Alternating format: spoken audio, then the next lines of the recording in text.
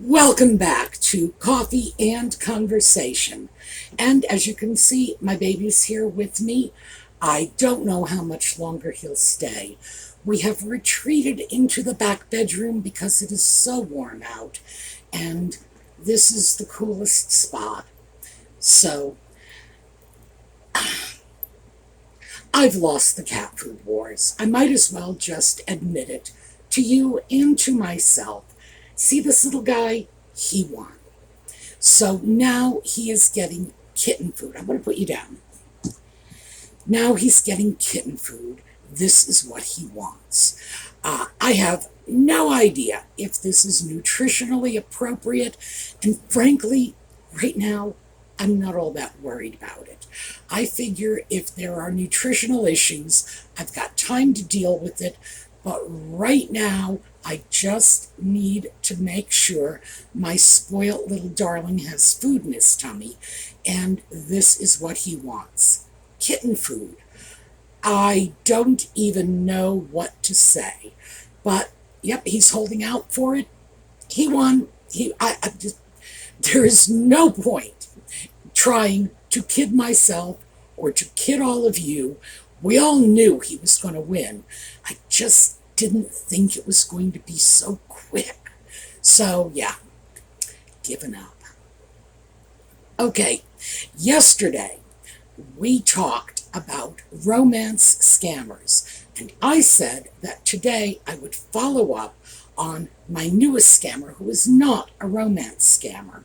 However, I'm going to kick that over to next weekend, and the reason for this is because of so many of the comments on yesterday's episode. I thought we really need to do some follow-up because it's not a subject that can be exhausted in a half-hour video, but there's so much more I have to offer to you in order to hopefully help you stay safe and to help you share this information with people you know who might be at risk. So when we come back, we are going to talk about the typical romance scammer.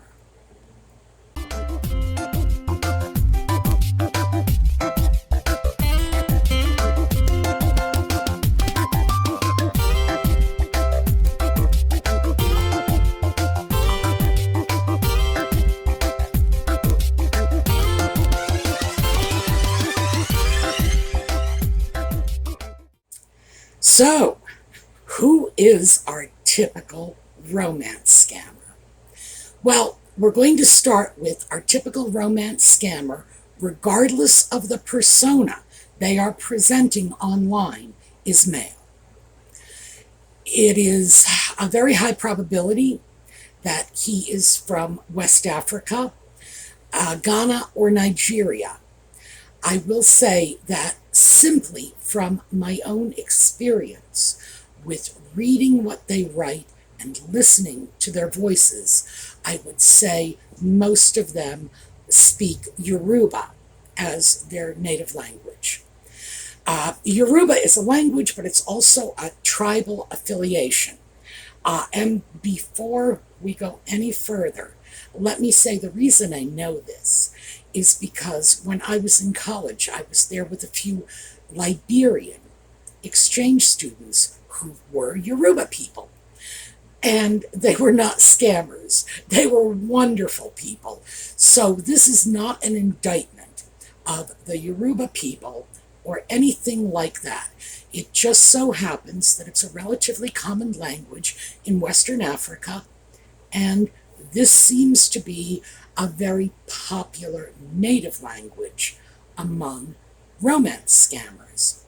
And very quickly, because I don't want to stick with the linguistics too much, this is a quick little tip. If you ever see the word Alai, A-L-A-Y-E, Alai, that's how it's pronounced. That is a Yoruba word that means thug or gangsta. This is a code word that scammers will use to identify fellow scammers.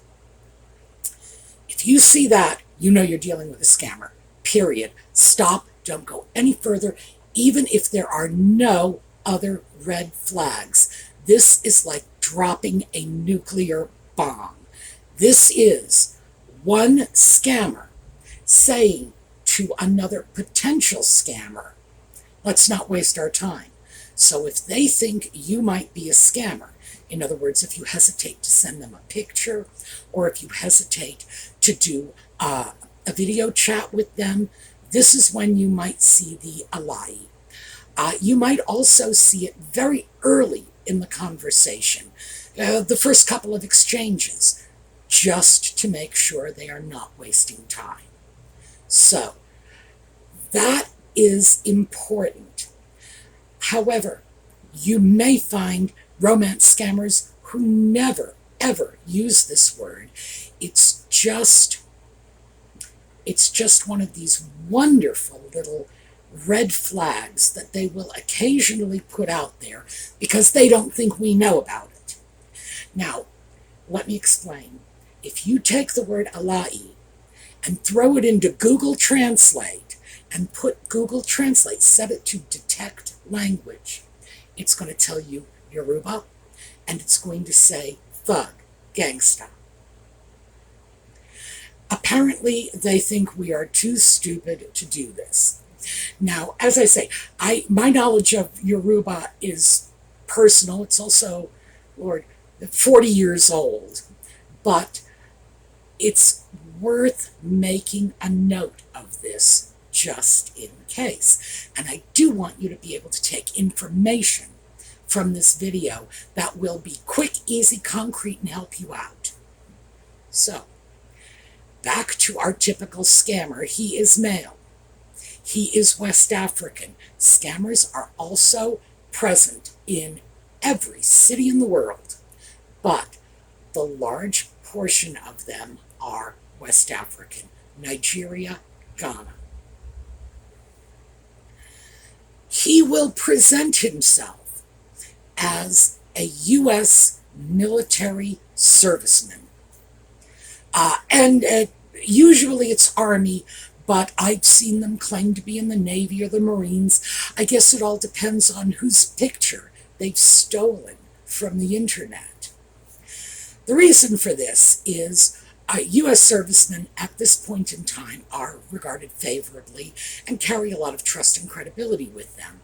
So for the scammer, this is sort of instant cred points.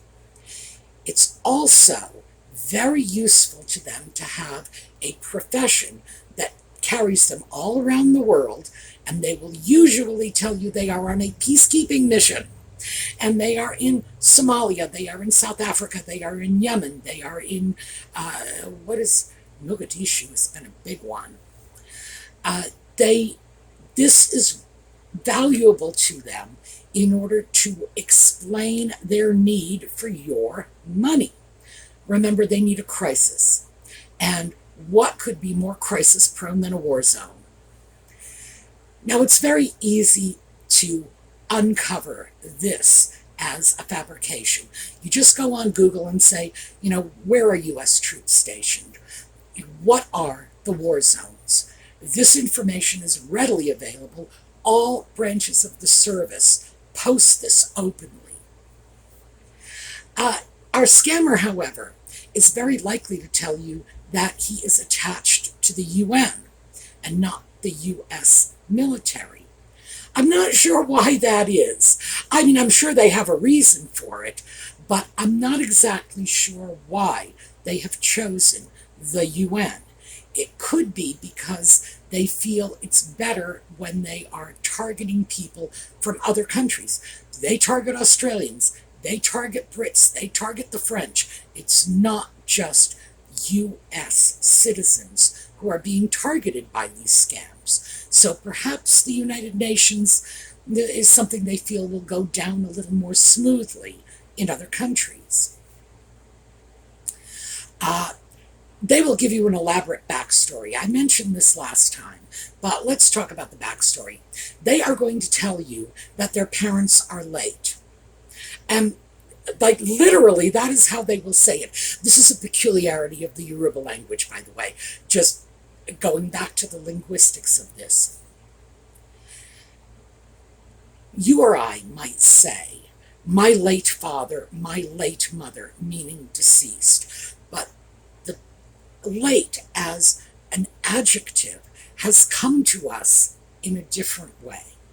So we don't use it in terms of my father is late. No, that means my father is not on time. They don't understand that. So they will say, my parents are late.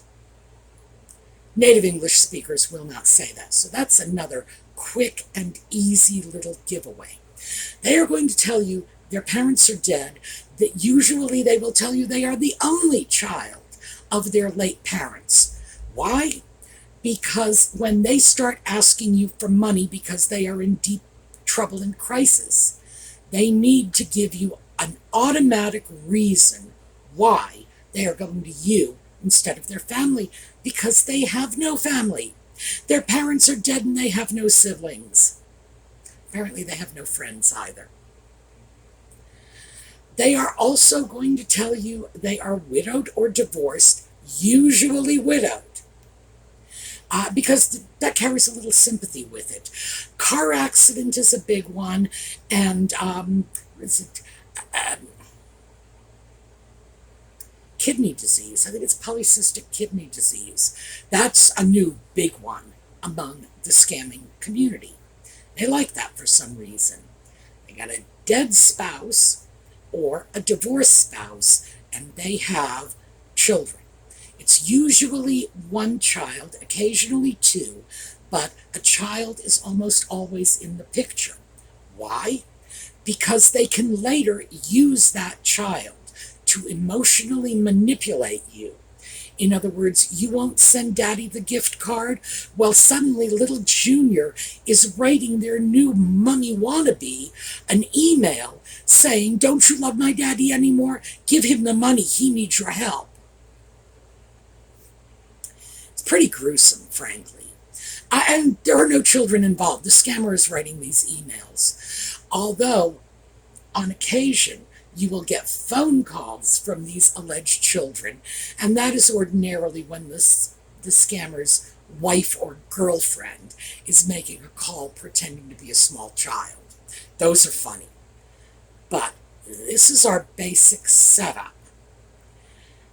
Most of this backstory will come from websites, and believe it or not, they have these websites out there that provide scripts for scammers. It's just paragraph after paragraph after paragraph of love poems, these monologues about how you are the light of my life and blah, blah, blah. So this is why, by the way, this scammer who can barely string together a sentence when you ask them a question that takes them off script, that's why they can come up with such beautiful poetic phrases. It's not real poetry. It's the sort of crap you might get off a Hallmark card. But people buy into it, and it can be very convincing. Your scammer is going to ask you constantly what you eat. Have you eaten? Have you had breakfast? What did you have for breakfast? If you ever listen to the stories of scam victims, they will say to you, he was always so concerned with my well-being. He was always asking me what I ate.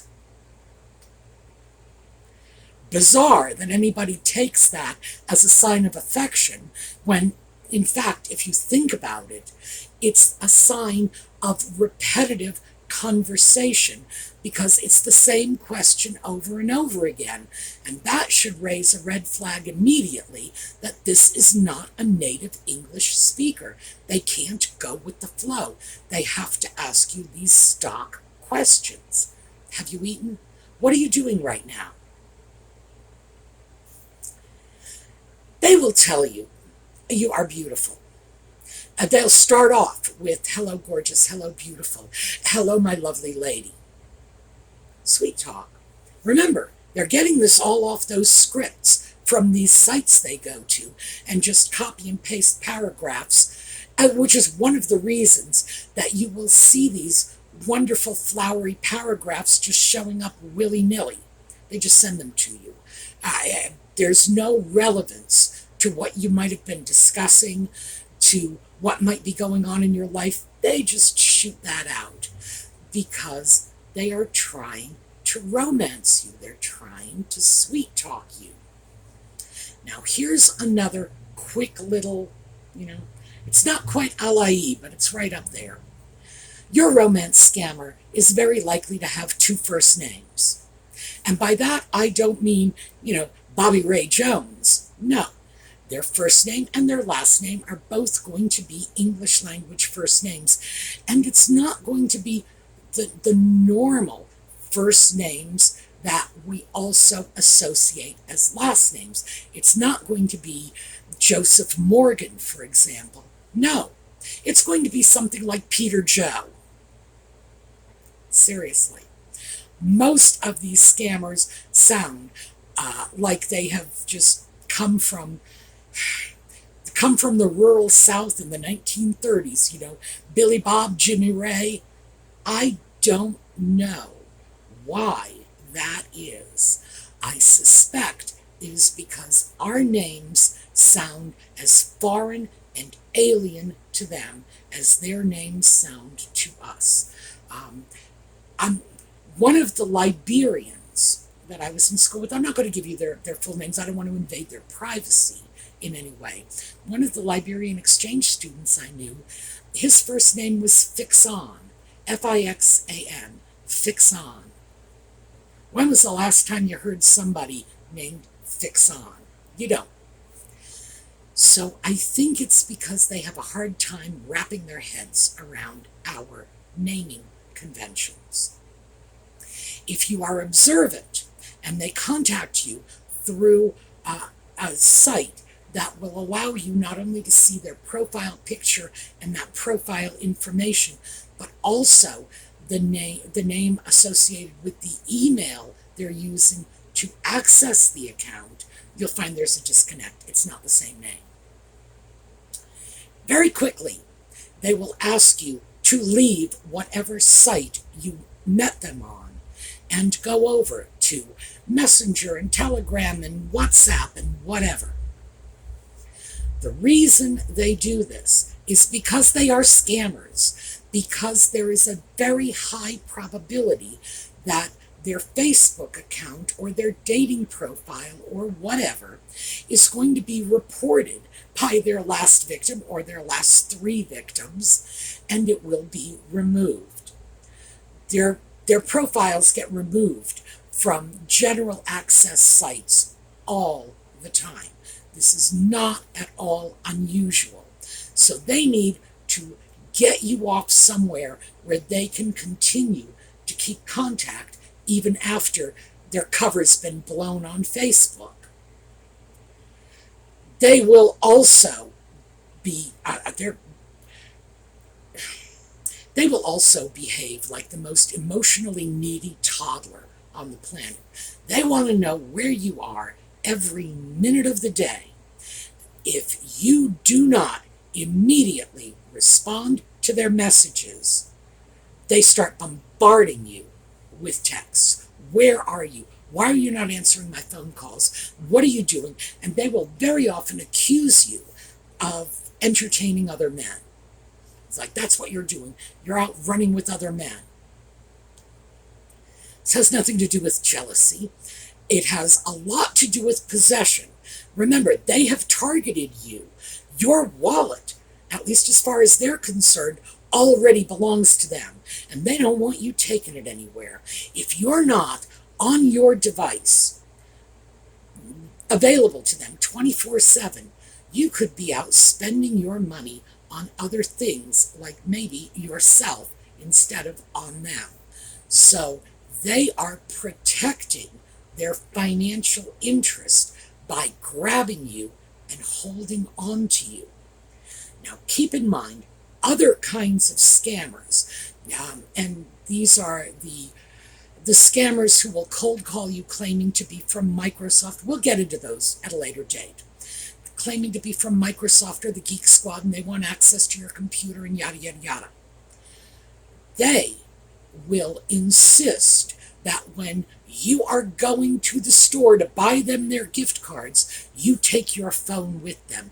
You don't hang up that call. You stay with them. Why? Because they don't want you to get distracted. They don't want you to put down the phone, think about what you're doing for a minute, and say, nah, I'm not doing this. They don't want you to talk to a friend or a relative. They don't want you to go into the store and happen to say to the store clerk, well, I'm buying this gift card because the guy from Microsoft told me he overpaid me and this is how I need to return the money. They don't want that, because the shop clerk who's heard this 1,000 times before is going to say, you have a seat while I call the cops for you. Romance scammers are the same way. They do not want to let you go. Now, the better class of scammers, if it can be said there is such a thing, might leave you alone for longer periods. It depends. If they are professional enough to have confidence in their ability to reel you back in, even after an absence of a few hours or a few days, they will do it. But for the most part, you are going to find they are demanding and they are like crazy needy. Also, you are going to find that they are utterly incapable of having a normal human conversation. Their conversations are largely limited to those scripts they've downloaded, so they can talk to you about your favorite color. And if you feel you are having a good conversation with them, it's because you're doing most of the talking, and they're just agreeing and saying supportive stuff. And by the way, that's absolutely true of everyone. That's not a romance scammer thing. We all feel that people who are good listeners are very good conversationalists, even after it has been proven to us, and they've done this, they've videotaped conversations and done psychological studies like this, even after it's been proven to us that they said virtually nothing in the entire conversation. So keep in mind, just because you walk away thinking your scammer is a great conversationalist, don't make it so. But that's true of everyone. Let's see, what else do we want to talk about? Gift cards. I mentioned that before. And when we were speaking about this yesterday, I told you the gift cards are traded off to brokers. The scammer will get probably about 30 cents on the dollar for a gift card. It's important to remember that the annual income in Nigeria is a little over $2,000 a year, meaning that 30% of the $500 Steam card you sent over to your military doctor, orthopedic surgeon boyfriend has set the scammer up for about a month. So, yeah, you need to know that. And the scammers who are taking in over $50,000, that's the equivalent in terms of buying power of about 3 million US. So, keep in mind, this is very, very lucrative business for them. They are going to ask you for pictures. I want a picture. I want to use it as my screensaver. I want to see your beautiful face when I get up in the morning. You say, I'm not going to send you a picture. And they say, why not? Why not? I won't give it to anybody. I swear I won't, but I need your picture. Remember, no, absolutely not. They will inundate you with their pictures. Why not? They're stolen. These are somebody else's pictures. And amazingly enough, even though these are other people's stolen pictures, they are going to demand compliments from you on their looks.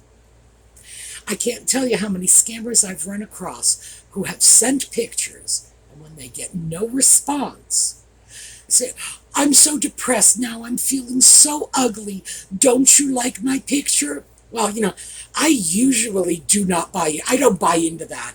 If you give me that crap in person, I'm not going to buy into it. So I certainly don't buy into it with the scammers. I just tell them I'm very sorry they're feeling bad about themselves, but maybe they should seek therapy. It's strange. It's very strange that they demand compliments for a photo of some guy, probably in Istanbul somewhere, that they've never met and are never going to meet, but they want you to tell them how handsome he is. Exceedingly peculiar. Now, let's get to the meat of the scam. Your military guy is going to need a leave so that he can come and see you. Now, he's going to tell you, first of all, he's going to tell you that the food is bad wherever he is. They barely get enough to eat. It's inedible, whatever. And you need to send him money for food. You do this by the Steam card. These are the small amounts of money. This is when they're softening you up. The United States military feeds their soldiers well, very well. U.S. soldiers are the best fed soldiers on the planet. And believe me, the U.S. military has done studies to prove this objectively. This is not just my opinion as a loyal American. Of course they're being fed. They are being fed, they are being housed, and they are being paid. Make no mistake about that. Their paycheck is going into an account month after month after month where they or their families, because, many of the soldiers are married, or their families can access this pay. No, they don't need your money for food. And remember, we talked about this before. I showed you clips. Well, I'll show you again. Okay, let's take a look at the clips from both iTunes and Steam cards. These cards are not used to upgrade phones or buy phone service. So when they tell you their phone isn't working and they need the iTunes card, they are lying through their little teeth. But they will tell you that you have to apply for their leave and you have to pay for it. Absolutely not true. And by the way, the requests for leave will come to you from Gmail accounts. The United States Armed Forces does not correspond through Gmail. U.S. government accounts end with .gov, period. If you don't believe me, look it up. So if you get something from a Gmail account, and you should always look at the return address on any email you get. If it says Gmail, you can be pretty sure it's a throwaway email account. So that is the general scam with military personnel. Occasionally, it will be a disaster back home, especially if they can't pull off the leave scam. Their child's been hurt, their bank account is frozen, they need the money. U.S. military personnel get free medical care, so do their dependents. So that is bogus. And let's just quickly talk about the frozen bank account. Now, I've mentioned this on a few occasions in the past. My bank is peculiar, and they shut down my bank account. Well, not the bank account, but what they do is they shut down my debit card probably 3 or 4 times a year. When I make charitable contributions overseas, New Zealand in particular, they hate New Zealand for some reason. Even though I will be making charitable contributions to charities I've given to before, bang, shut my debit card down. I can get my debit card reactivated with a phone call. I call them, they say we had a suspicious transaction. I say, was it to a charity in New Zealand? They say, yes, it was. We'll fix this. Another thing that just recently that shut down my debit card was 2 very small charges that ran through my PayPal account. Now, mind you, I run stuff through my PayPal account constantly two very small charges through PayPal to the same company. Just happened to check out two very small purchases separately. Total amount on that was about $25. Yep, froze my debit card for it. Again, simple phone call. I call my bank and I say, "What have you done to me this time?" And they say there was a suspicious transaction.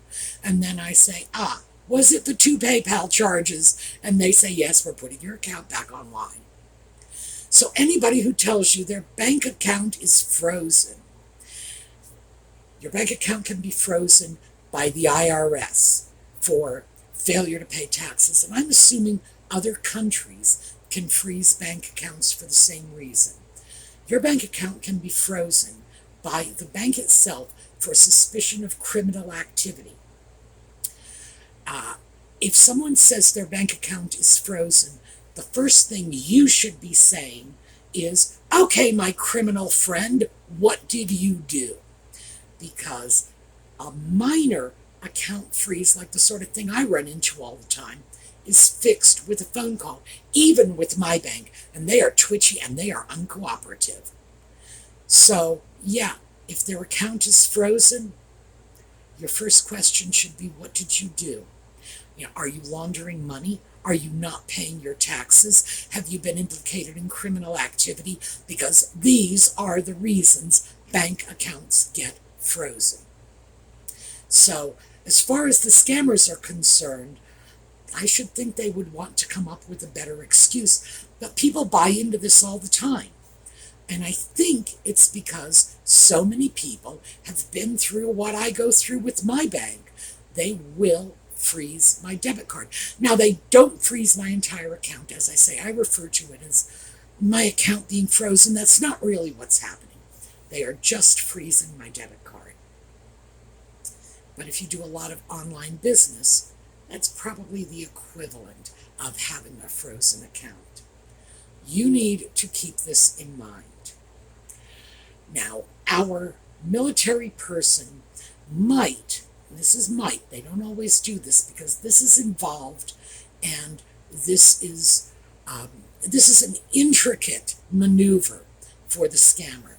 They might want to show you their bank account so that you can see they have millions of dollars in their bank account. So they will give you their bank account and their login details. What you need to ask yourself is, would anyone in their right mind hand their bank account information, including their login, their password, showing millions of dollars? Would anybody hand that off to a total stranger? No, that would be crazy. These are not real sites. These are fake banking sites. And that's why I say it's a little more involved. It demands a little more from the scammer. And frankly, they're criminals. Most criminals are pretty lazy. So those are some of the things you will get from the romance scammer. Alai, remember, that is the nuke. They say that, they are basically saying, "I am a Nigerian scammer." And really, so block them and don't look back.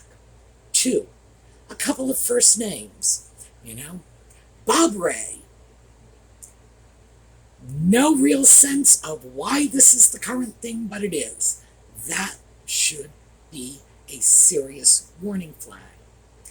United States military personnel stationed overseas on a peacekeeping mission, that's their new favorite, on contract to the United Nations. You see that, you're dealing with a scammer. That is not legitimate. "I am the only child of my late parents." Block them. The dead wife, the small child, let me develop a little on the small child. The small child is either living at home in their home state, which is usually Texas or California. I think it's because it's the only 2 states they've ever heard of. The child is living at home with a nanny or in boarding school in England. For some reason, English boarding school is a big deal with them. Who knows? It's probably because of the soccer. These are things that, it's like when you see enough of these, the pattern emerges, moving you away from the public site like Facebook or the dating app where it's monitored, where their account can be pulled, over to private chats like Hangouts or Messenger. Huge red flag. Don't do it. Don't do it, because you're dealing with a scammer at that point. When we're in the war zone, we can't make video calls. Really? We can't use Facebook. We're not allowed to use Facebook to contact people because we're in a war zone. The United States Armed Forces do not care what social media accounts you use on your own time. Neither does the United Nations. Let's not check our brains at the door. Let's use our common sense. Hopefully, some of these things will help you to shorthand your way out of a difficult situation. In general, the things that I've laid out for you are unique to scammers. Non-scammers are not going to do these things. And if they do, it's a 1 in 100 shot. 1 in 100 shot that your legitimate U.S. Armed Forces potential new boyfriend is going to say, can we go over, get off Facebook and go somewhere else? 1 in 100 shot. 99 out of 100 means it's a scammer. So stick with that. Play the odds. All right. I'm over my time again. Like I said, I can't do this all in 30 minutes. When we get back together next weekend, I will do follow-up. Again, I will read your comments. I will sift through and see what information you want, you need, and you would find valuable. And we will continue with this because scam baiting is a little bit of a hobby for me. I don't do it to make videos, mostly because I don't want to encourage anyone else to go into it. I can do this because the fact that I've been making videos for, 4 or 5 years now, means I have electronic setups that will protect me. It's not the purpose of them. The purpose of them is making videos, but I can use them to protect me, to protect my identity. I have equipment and resources that you might not have, including half a dozen fake email accounts, quite frankly. And I am not at risk. I do not have children that could be targeted by an angry scammer. I do not have an employer who could be targeted by an angry scammer. So what I consider safe for me and what I might consider safe for you are two very different things. I would never encourage anyone to do this because these people are, in fact, dangerous. I do not believe that those of us in the U.S. are in physical danger from someone knocking on our door. But if you've made the mistake of giving them too much contact information, who knows? And again, never give them information. Never share any information with strangers online. Ask yourself this: if some guy came up to me at Costco, at CVS, at Tesco, whatever, and started asking me for my address, my phone number, my marital status, how many children I have, do I live alone, and what's my favorite color, how would I react? And keep that in mind when you are dealing with internet strangers. All right, way over time, so gotta go. I will see you all next weekend. Meanwhile, stay safe and have a terrific day.